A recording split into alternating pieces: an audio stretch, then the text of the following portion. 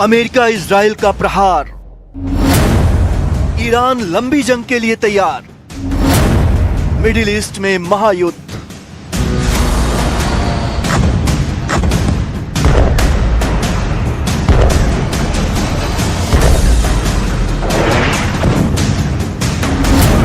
क्या America Iran युद्ध का क्लाइमैक्स अभी बाकी है? ये सवाल इसलिए क्योंकि दोनों देशों के बीच चल रही जंग में ना तो अमेरिका और इजराइल रुकने के लिए तैयार हैं और ना ही ईरान झुकने वाला है।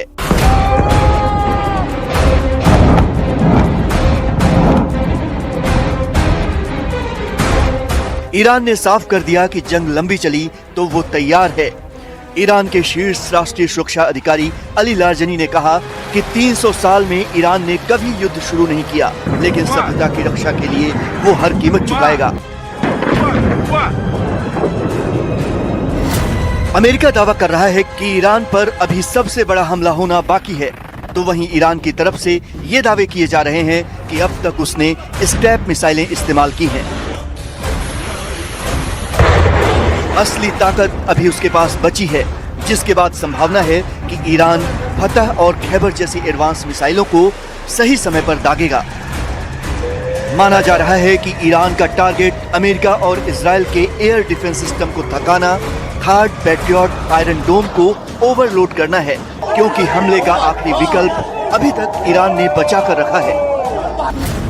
पहला विकल्प, लंबी दूरी की मिसाइलें, स्ट्रेटेजिक रिजर्व। ईरान ने फतह और खैबर जैसी एडवांस मिसाइलों को अब तक बचा कर रखा है और इनका वो सही समय पर इस्तेमाल करेगा। दूसरा विकल्प, प्रॉक्सी फ्रंट एक्टिव। ईरान की इस्लामिक रिवॉल्यूशनरी गार्ड कॉर्प्स ने ट्रूथफुल प्रॉमिस 4 अभियान का ऐलान किया है। मतलब सीधी जंग के साथ साथ प्रॉक्सी मोर्चे भी खुलेंगे। इराक, लेबनान, यमन के रास्ते अमेरिकी इजरायली ठिकानों को निशाना बनाया जाएगा। तीसरा विकल्प, खाड़ी में समुद्री दबाव। अगर जंग लंबी खिंची तो ईरान तेल सप्लाई रूट पर दबाव बढ़ा सकता है। होर्मुज जलडमरू मध्य में ड्रोन और नौसैनिक एक्टिविटी शुरू होने से वैश्विक बाजार में तेल की कीमतें उछल सकती हैं। चौथा विकल्प, साइबर और इलेक्ट्रॉनिक वॉरफेयर। विशेषज्ञ मानते हैं कि अगला चरण साइबर हमलों का हो सकता है।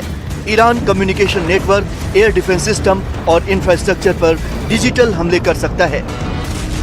ये कयास इसलिए भी लगाए जा रहे हैं क्योंकि ईरान के विदेश मंत्री अब्बास अरागची ने कहा कि वो आत्मरक्षा के लिए सभी सैन्य तरीकों का इस्तेमाल करेंगे। اینکه ما بخوایم جنگ رو منطقه‌ای بکنیم، اصلا جنگ منطقه‌ای خواهد شد. به این علت ساده که پایگاه‌های آمریکا و تأسیسات آمریکا در کل منطقه ما پراکنده هست.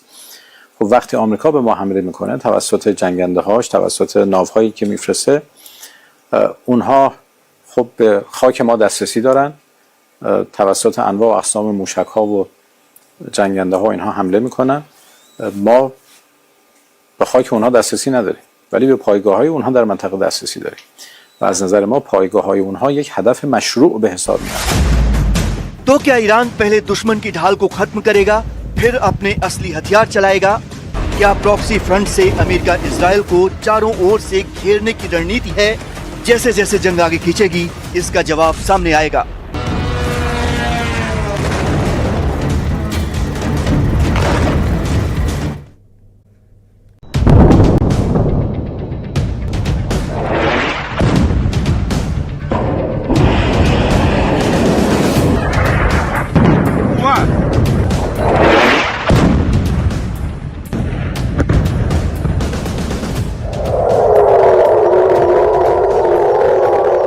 जॉर्डन में सायरन अलर्ट पर यूएस एयरबेस।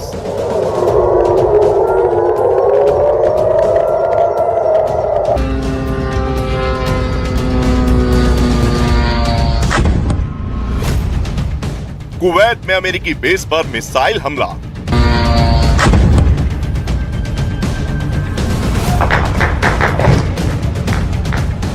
धमाकों से गूंज उठी मनामा की रात।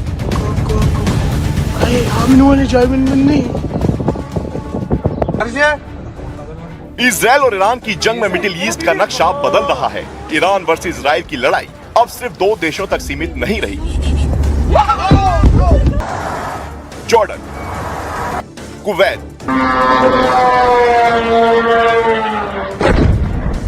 Bahrain, Qatar.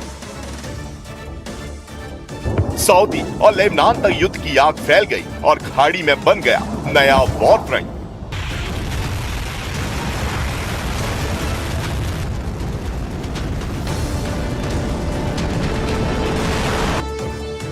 अपने सर्वोच्च नेता अयातुल्लाह अली खामनेई की मौत से भड़का ईरान अब किसी भी कीमत पर इजराइल और अमेरिका से बदला लेने पर उतारू है। ईरान की तरफ से लगातार अमेरिका और इजराइल के ठिकानों को निशाना बनाया जा रहा है।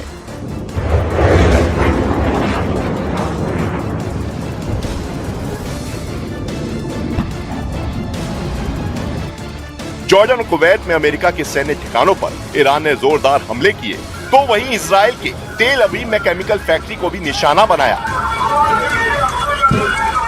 केरविल में होटल पर ईरान ने ड्रोन हमला किया क्योंकि वहां पर भी अमेरिकी सैनिकों के छिपे होने की जानकारी सामने आई थी।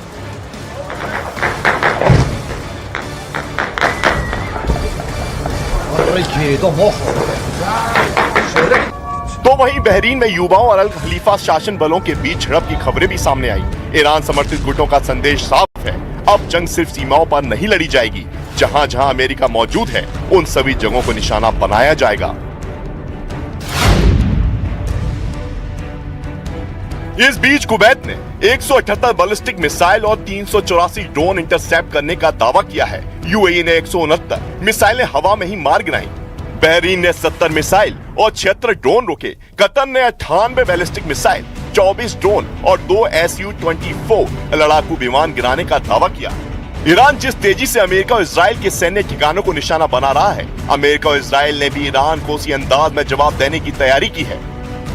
यूएस इजराइल के अटैक में तेहरान में भारी तबाही हुई है। ये तेहरान के कम्युनिकेशन सेंटर की तस्वीरें हैं जो मलबे में तब्दील हो चुका है। यूनेस्को धरोहर गोल्स्टन पैलेस भी इजरायली हमले में क्षतिग्रस्त हो गया है, जिसको लेकर यूनेस्को ने भी चिंता जताई है। इसके अलावा एविन जेल पर भी हमला हुआ है। Iran for 47 years has been chanting death to America, death to Israel too, but you're the big Satan, we're the small Satan. Death to America. They've murdered and maimed thousands of Americans in Iraq and Afghanistan with their IEDs, these are roadside bombs. They bombed your embassies. They tried to assassinate Donald Trump, the President of the United States, twice. They've murdered their own people. They massacred so many. And they spread a worldwide web of terror. So this is a regime committed to destroying the United States of America. It's the only country on the planet that says so openly and works tirelessly to achieve that goal. उधर Lebanon में Hezbollah ठिकानों पर भी Israel ने भीषण प्रहार किया है। इजराइल का दावा है कि हिजबुल्लाह के पास 25,000 रॉकेट, 1,000 ड्रोन और अदवान फोर्स के 3,000 लड़ाके मौजूद हैं। एक तरफ मिसाइलें, दूसरी तरफ ड्रोन और बीच में पूरी खाड़ी। सवाल पूछे जा रहे हैं कि क्या ये आने वाले दिनों में दुनिया में बड़ी तबाही का संकेत है।